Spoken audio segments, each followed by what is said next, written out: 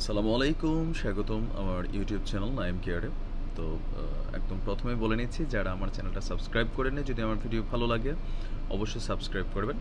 তো আজকে একটি খুব আলোচিত বিষয়, একটি আলোচিত ঘটনা, একটি আলোচিত নাম, দ্য এগ বয় বা উইল কনোলি, যিনি সারা বিশ্বে এখন টুইটার বলেন, সামাজিক মিডিয়া বলেন, ইউটিউব বলেন বা বিভিন্ন অনলাইন পত্রিকাগুলোতে যে নামটা মুখে মুখে প্রচারিত হচ্ছে, বিশেষ করে যারা নোংরা রাজনীতি পছন্দ করেন না, যারা ধর্মভিত্তিক রাজনীতি পছন্দ করেন না, তাদের কাছে উইল কনোলি একজন হিরো। আর একেই এই উইল কনোলি, মাঝে মাঝে একটু স্পেলিং মিস্টেক হচ্ছে। তো উইল কনোলি হচ্ছে একজন অস্ট্রেলিয়ান শ্বেতাঙ্গ যুবক, যার বয়স হচ্ছে 17 বছর।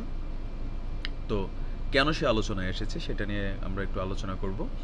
প্রথম হচ্ছে যে নিউজিল্যান্ডের ক্রাইস্ট চার্চে গত কিছুদিন আগে যেই হামলা হয়েছে, নামাজরত অবস্থায় যে মুসল্লিরা ছিল তাদের উপরে যে নৃশংসভাবে একজন শ্বেতাঙ্গ অস্ট্রেলিয়ান 27 বছরের যুবক ব্র্যান্টেড, যিনি এই হামলা করেছেন, প্রায় 50 জনের মতন মুসলমান নিহত হয়েছেন, আরও অর্ধ শতাধিকের উপর আহত অবস্থায় এখনও চিকিৎসাধীন আছেন। তো তাদের এই হামলার ঘটনার পর নিউজিল্যান্ড সহ সারা বিশ্ব, মুসলমান সহ অমুসলিম সহ সবাই আসলে নিস্তব্ধ হয়ে গিয়েছিল। আর নতুন করে খ্রিস্টান সম্প্রদায়ের জন্য আরেকটা নেগেটিভ ইমেজ ক্রিয়েট হচ্ছিল, যে খ্রিস্টান জঙ্গি হিসেবে একটা লেখা আমরা কম বেশি অনেক ওয়েবসাইটে বা নিউজ পোর্টালে দেখছিলাম, বা আমাদের খ্রিস্টান বিদ্বেষী কথাবার্তা খুব আসছিল। তো যে এই উইল কনোলি, তিনি আসলে প্রমাণ করেছেন যে শ্বেতাঙ্গ মানে যে খারাপ, মুসলমান বিদ্বেষী, বা কি বলে ইহুদি খ্রিস্টান মানে যে মুসলমান বিদ্বেষী, তা না।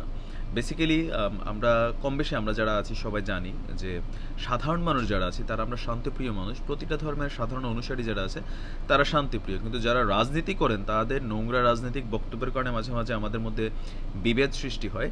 তো তারই ধারাবাহিকতায় অস্ট্রেলিয়ার যিনি একজন পলিটিশিয়ান, ফ্রেজার এনিং, তিনি একজন অস্ট্রেলিয়ার সিনেটর, মানে একজন সংসদ সদস্য। তো তিনি আসলে তার এক বক্তব্যে, একটা টিভি সাক্ষাৎকারে তিনি বলতেছিলেন যে মুসলমানরা বেসিক্যালি জঙ্গি গোষ্ঠী, বা বিভিন্ন সময় তারা নানান ধরনের জঙ্গি কর্মকাণ্ডে জড়িত থাকে। তো ওই টিভি সাক্ষাৎকারে দেওয়ার সময় তার পিছনে একজন যুবক ছিল যার নাম হচ্ছে উইল কনোলি। তো তিনি হাতের মধ্যে একটা ডিম নিয়ে ওই সিনেটরের মাথার মধ্যে ডিমটা ফাটাই দেন।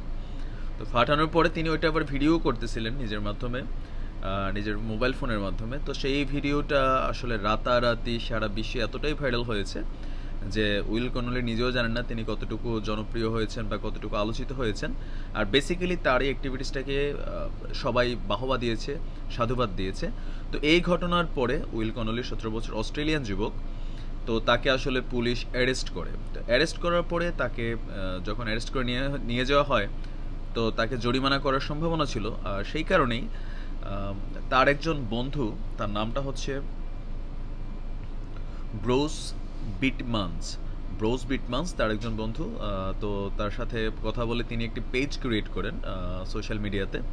তো সেই পেজটার নাম ছিল, একটা মিনিট, আমি একটু, পেজটার নাম ছিল যে গো ফান্ড মি। এটা হচ্ছে তার জরিমানা, তাকে যদি জরিমানা করা হয় সেটার জন্য তিনি আসলে একটা ফান্ড ক্রিয়েট করেছিলেন, যে গো ফান্ড মি মানে আমাকে দান করো বা আমাকে সাপোর্ট করো।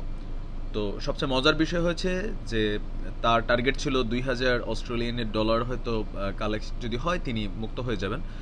তো সারা বিশ্বের মানুষ, শান্তিপ্রিয় মানুষ, বা যারা আমরা মনে মনে এইসব নোংরা রাজনীতি অপছন্দ করি, তারা হাত খুলে সাপোর্ট করেছে। তিনি একদিন বা দুদিনের মধ্যে প্রায় 42,000 অস্ট্রেলিয়ান ডলার তিনি পেয়ে যান। অবশ্য সুখকর সংবাদ হচ্ছে যে কোর্ট থেকে তাকে কোনো জরিমানা ছাড়াই মুক্তি দেওয়া হয়।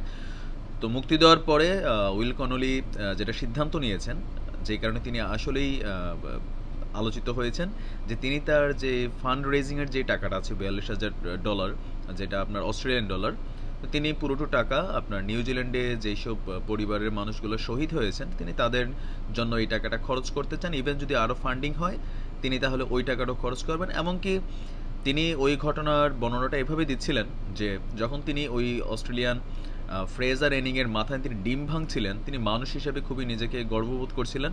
আর তিনি ভাবছিলেন যে হ্যাঁ, নোংরা রাজনীতির বিরুদ্ধে, যারা ধর্মীয় সাম্প্রদায়িকতা সৃষ্টি করে, তাদের বিরুদ্ধে এই ধরনের আন্দোলনগুলো আসলে চালানো যায়, এভাবে নীরব আন্দোলন। তো রাতারাতি উইল কনোলির আরেক নাম হয়ে গেছে দ্য এগ বয়।